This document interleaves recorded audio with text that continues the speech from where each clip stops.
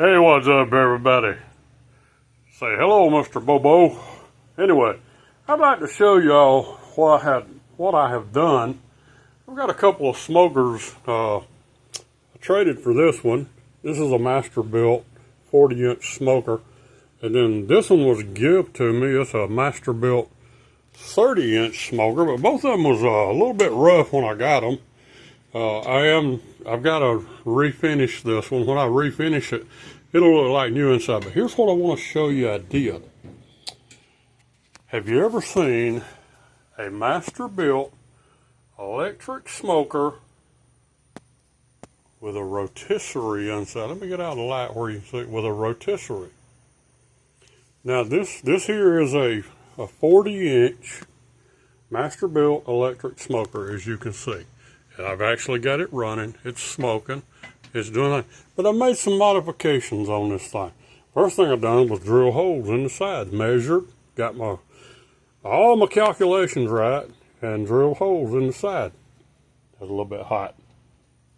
And then I bought an only fire rotisserie that goes on a regular grill. Now, you got to understand, rotisseries are not designed and built for vertical smokers.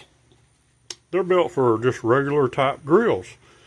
So I bought this one. It's all stainless steel. Everything about it's stainless steel except for the power cord. It's put out by Only Fire, as you can see. It has an on and off switch here. It also has a feature that if it binds up, it'll reverse itself and unbind itself. That way you don't burn the motor up. It's weatherproof. It's pretty dead blame sturdy piece of equipment. I'm really impressed with it, but I'm telling you, this is probably the best thing that I've done is put a rotisserie in this thing. Okay, you have a I have no idea what they're barking at. That's blue heelers for you. It has a bush in here that rides on this thing. Dog! Come here, girl. Come here. She won't stop barking. Sorry about that. But I got my bushing in. I got the plate on this side. And this here is a counterbalance. When your meat's doing like it's doing right now, you come out and you adjust it, and it won't do that, in other words. But anyway, I want to open this up, and I want to show you what's going on inside here, because I'm really enjoying my electric smoker better. Another thing I did, I'm sorry I forgot to tell you, is there's a smoke tube that goes in the side here that you put pellets, not pellets, but wood chips in. And you put it in there and you turn it and they dump them in a hopper box in there and it's supposed to smoke. But it only smokes for like 2 to 3 hours, then you got to do it again. But no, it don't even smoke that long. I'm sorry, it smokes about 45 minutes. I'll get my figures right here in a minute. But anyway, little sweat running down the box there. Anyway, I got that installed and I've got it adjusted halfway open. I've got the top, this is actually called the chimney. It's open halfway. That one come in the smoker.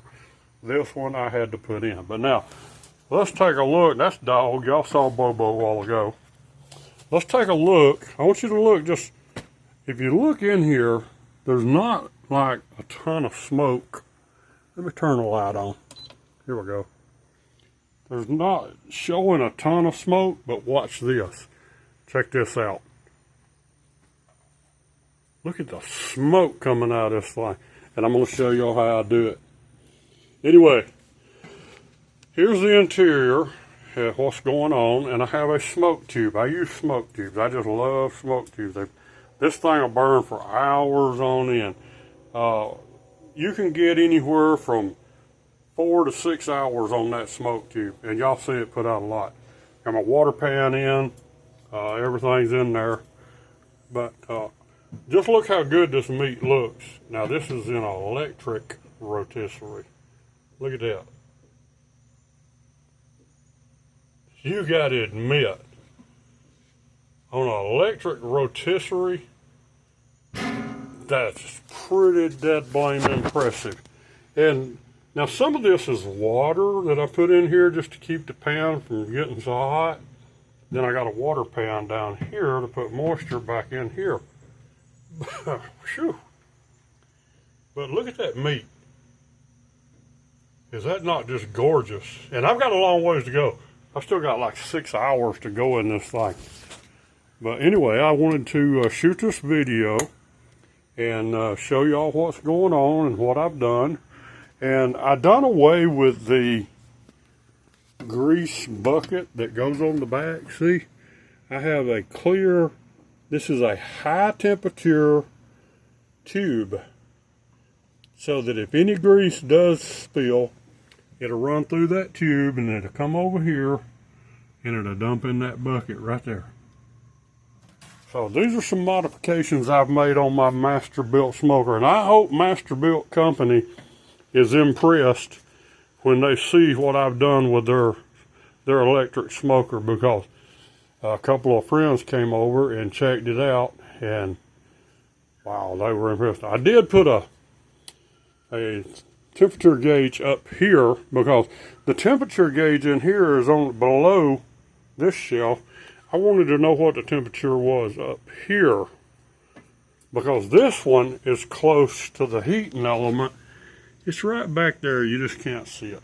But anyway, it's close to the heating element, so it's giving you a heating temperature reading of here, not up here. Now I had the door open, so it dropped way down. It'll go back up, but here's the thing about it. This temperature gauge and the temperature that's reading up here, which is down there, are pretty doggone accurate. Anyway, I appreciate y'all watching this video, and I'm really looking forward to your comments and your remarks. I know a lot of people don't like electric smokers. They say you can't get the quality of meat. But let me show you something. I got a 5,500 pound wood grill down there. Right there. So I cooked on that thing for 15 years with wood, buying wood. Now I wanted to try something new. I've never had an electric smoker. So had some friends that hooked me up with this one. A buddy of mine hooked me up with this. We done a little horse trading. And then my other friend, he gave me this one. And you can see, they're pretty good shape. And when I get through with this one, it's going to look brand new. It'll be spotless. Anyway, I appreciate you watching, and I look forward to your comments. If you have any questions, just ask away.